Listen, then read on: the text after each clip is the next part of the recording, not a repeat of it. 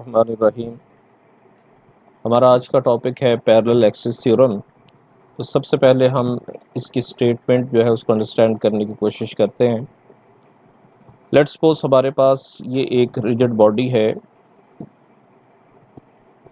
और इस rigid body का जो मास है वो कैपिटल M है। इस रिजिड बॉडी के ऊपर हमने एक पॉइंट O सिलेक्ट कर लिया। ये point O other than centre of मास है।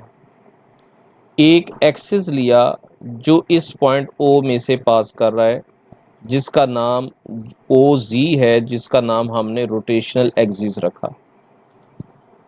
हम इस पूरी बॉडी को इस एक्सिस के गिर्द रोटेट करवाना चाह रहे हैं। हम इस पूरी बॉडी का moment of inertia about rotation axis जो कि O पॉइंट में से पास कर रहा है, उसका मोमेंट ऑफ इनर्शिया कैलकुलेट करना चाह रहे हैं। तो लेट्स सपोज इसका मोमेंट ऑफ इनर्शिया हम डिनोट करते हैं I के साथ। बॉडी को हम एंटी क्लॉकवाइज या क्लॉकवाइज रोटेट करना चाह रहे हैं, क्योंकि moment of inertia scalar quantity है, इससे कोई फ़र्क नहीं पड़ेगा कि आप इसको क्लॉकवाइज रोटेट करते हैं या आप इसको एंटी क्लॉकवाइज रोटेट करते हैं।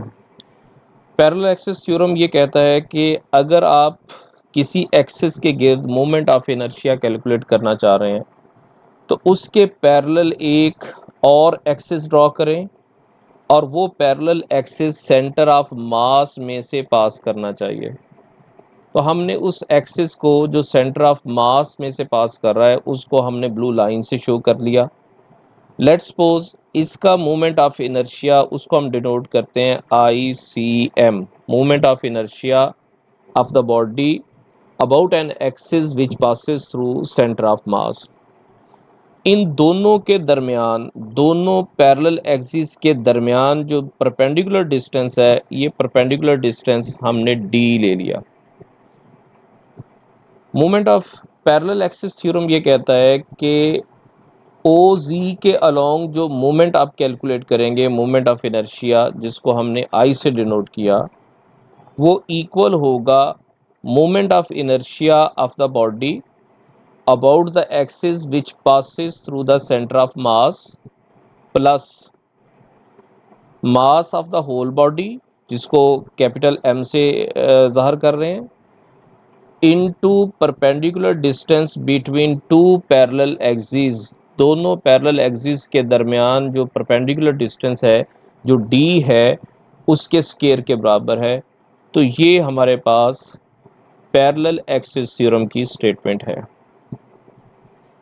आप ज़रा इस स्टेटमेंट को गौर से देखें तो एक बात बहुत क्लियर आपको नज़र आएगी कि ये जो पॉइंट O है, जितना ये सेंटर ऑफ मास से दूर होगा उतना ही इसका मोमेंट ऑफ इनर्शिया ज़्यादा होगा।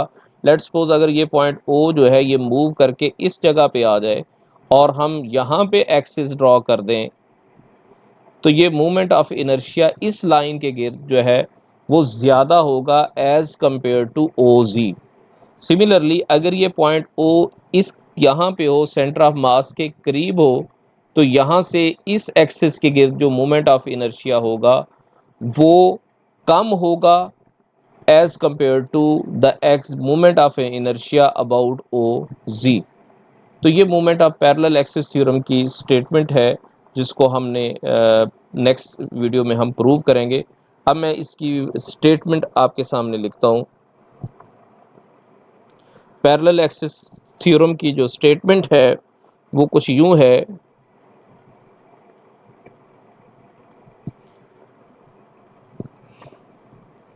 The moment of inertia of a rigid body about any axis is equal to the moment of inertia about a parallel axis through center of mass of the body plus the product of mass of mass of the body and square of the distance between two axes।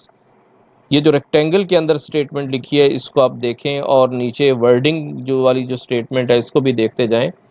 The moment of inertia of a rigid body about any axis, हमने वो axis pose किया था OZ, और OZ axis का जो moment of inertia है उसको हमने शो किया है I के साथ। तो moment of inertia of a rigid body about any axis is equal to the moment of inertia about a parallel axis. ये पैरेलल एक्सिस है जो सेंटर ऑफ मास में से पास कर रहा है through centre of mass of the body, जिसको हम ICM से डिनोट कर रहे हैं, प्लस ये प्लस आ गया the product of mass, m जो है ये मास ऑफ द बॉडी है, and square of the distance between two parallel axis. इन दो पैरेलल एक्सिस के दरमियान जो डिस्टेंस है उस डिस्टेंस को हमने d से डिनोट किया था, उस d का स्क्वायर आ गया। तो ये पैरेलल एक्सिस थ्योरम की स्टेटमेंट है और इंशाल्लाह नेक्स्ट वीडियो में हम इस स्टेटमेंट को प्रूव भी करेंगे। Thank you.